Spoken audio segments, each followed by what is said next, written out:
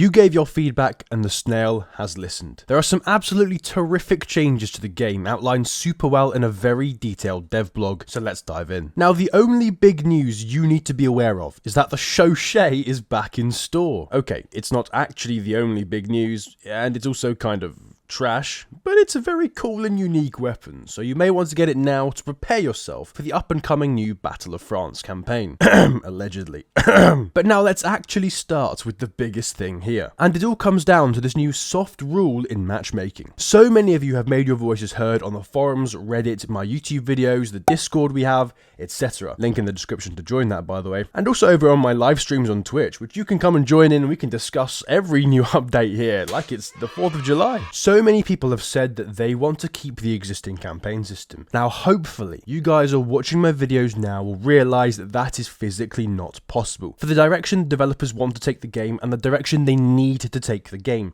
they cannot physically have the new campaign system. They need to merge the player counts. For people who keep saying that they need to not do this, they can't make these changes, you are wrong. You need to listen to the reasons why the developers are actually doing this. And one of them is outlined in here in order to help you guys understand and realize that they're trying to cater to you as well. But what they cannot do, and what they will not go back on, is the fact they will not keep the existing campaign system. This soft rule is basically a replacement for it though. As it says, we analysed your feedback and decided to add an additional rule. Matchmaking will try to find the battle location that best matches the participants' weapons, which basically means they're going to try and make it similar to a campaign system, but it won't really be as you think of it as an existing campaign, as is what you're used to. And then they give a few examples at the bottom here, like if you're playing as the USSR and you're playing with equipment more consistent to the early period of World War II, then you're more likely to end up in something like Moscow or Stalingrad, an early war campaign, or what it was prior to the campaign changes. So it's as best as you're really going to get, and honestly, I think this is a fantastic change. I think people should be so happy about this on both sides of the aisle. If you're one of these who wants the campaign system to remain, this is fantastic for you. And also if you're one of these who wants the whole campaigns to merge together for the sake of the player base, then this is also fantastic for you, because it doesn't affect any of the queues or anything. It's just a very, very soft rule. I don't see any way people can really disagree with this, and if you are,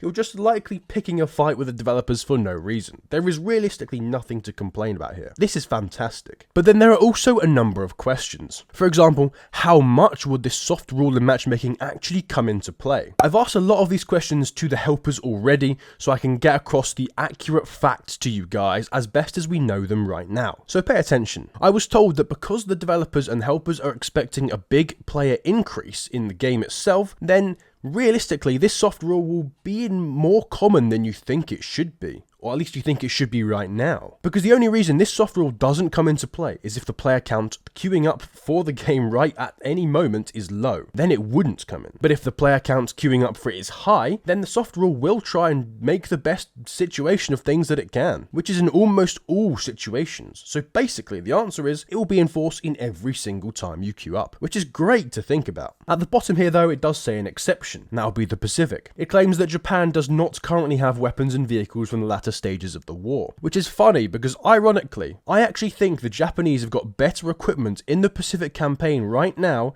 than the Americans do. Think about it. The SIG, the Type 2A, the Type 96, they're all so overpowered weapons. So my question would have been, does this mean that Japan suddenly has a major advantage over the US? Apparently to this the answer is no, as they will also get BARs and stuff, just not jumbos and M2 carbines, which is actually a major concern amongst the existing player base, so I can confirm this is 100% true. Jumbos and M2 carbines and anything that you may deem as overpowered like that will not be in campaigns which they realistically shouldn't be in, and for that, people should be so thankful for. I also asked whether we will ever see what weapons will give what percentage chance of queuing up for a specific campaign for transparency reasons, especially as some people know history better than others and therefore can accurately guess what equipment would give a higher chance of getting into what campaign. Apparently this specific question that I asked has been added into the Q&A document, so hopefully in a few weeks time when the Q&A document comes out we will have an answer to that specifically, so you may be able to tell exactly what weapon will give you the highest chance of getting into what campaign, and from that you can kind of make a good assessment as to what campaign you might want to get into. The next massive thing here then is about soldier progression, which is actually a brand new thing we haven't had any previous devlog about. I honestly think this is all fantastic and much needed to change and simplify the whole process of upgrading troops, which is currently right now very overcomplicated. If I had one enlisted gold for every single time I've been asked a question about how soldier upgrades work,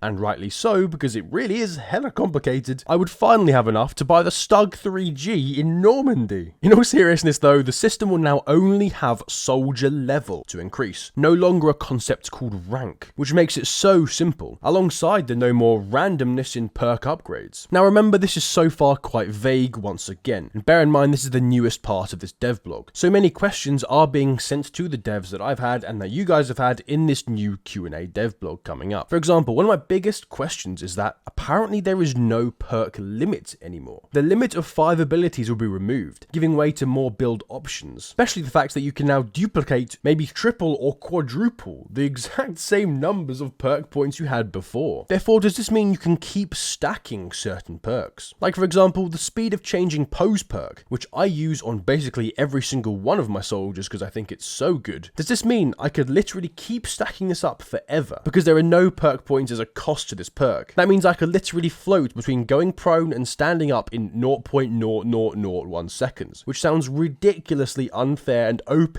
of a way to dodge bullets. They surely have to be adding perk points to this one as a cost, right?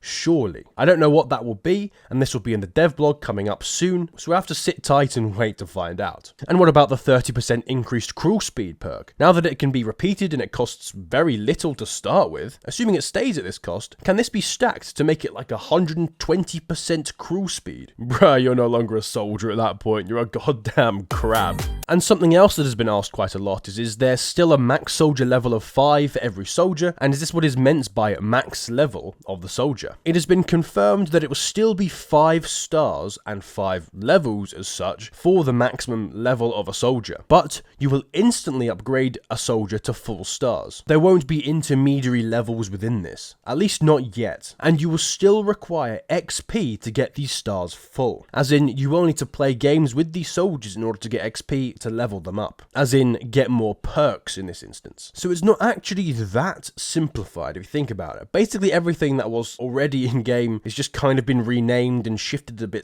little bit really. Not huge amounts, but hopefully it should make sense to you all and be a bit more simplistic for you to understand, which is the main aim after all. And also, how will you unlock new soldiers? Apparently this will be done by buying them for silver, which is the new currency we'll talk about a bit later. And another question that might come out of this is whether every soldier will have by default now the maximum perk point allowance, which was, a big cause for concern amongst me, especially because I've spent so long spending so many different silver troop orders trying to get maximum rolled or perfectly rolled or god rolled troops, however you want to call them, as in those that have the best perk points possible for their rank and class. This question is also being added to the Q&A document, but I guess the answer would be yes, in some sense, if they do continue to say that there's no more randomness in player perk point selection. And then as expected, some more details on the big upgrades to the game follow all of that. They mentioned that the new campaigns are actually just new sets of maps, which is basically what was described by previous devlogs, so it's all consistent with that. But what I think truly is fantastic is the new description and detail about the global event format. This is an amazing way to introduce new campaigns and basically make every player feel as though the existing campaign system is being kept, as it is basically confirmed when new campaign formats are released that they will act as temporary extra queues, meaning you will guaranteed find yourself in a battle in this new campaign as if it was the old format. And you get a taste for basically all of the gear that's coming with it and new mechanics by default for free without making it super toxic with just the most OP weapons automatic firing at you with a bunch of explosive spam. I think this is all fantastic, and I'm much more positive about it now than I was in a previous video from previous devlogs about the same thing. This clarification is excellent. It gives players who will miss the campaign system a great taste most of it still, while simultaneously fitting everything added in with the existing merge system of all campaigns after a while after this new events thing has just finished. This is top tier stuff in my mind, Darkflow. Hopefully all sides are happy with this as well, about as happy as you realistically can be, because this merged and common pool of available maps is here to stay, and they need it to help grow the game. The new soft rule also goes hand in hand with this. I hope the players who prefer the existing system can realise the developers are doing so much in response to their feedback, and are trying to keep them happy in a great way that honestly should keep them very happy, whilst still going for the new system which needs to come in to grow the game. Let me know what you think down below. And then lastly, a list of other minor improvements and changes, such as a single currency, silver, which will basically be the new utility tool for everything in game, apart from the premium stuff you can buy with Enlisted gold. It all makes it so simple now, and whilst I kind of liked the old bronze, silver, gold system, it realistically did need to be simpler, as evidenced from the comments on Reddit, the forums, and my previous YouTube videos. What has been confirmed though is that gold orders will likely stay in the game as they are right now, which means that the system of getting gold weapons, gold vehicles, and gold troopers will also likely stay. So realistically, this sentence doesn't really mention it all, but that will hopefully be clarified in a later Q&A. The reward for joining a random side in battle is also fantastic, and it's been cried out for so long that this needs to come into the game. It's so important to help ensure people are queuing for both sides, and also allows people that don't even know what side to play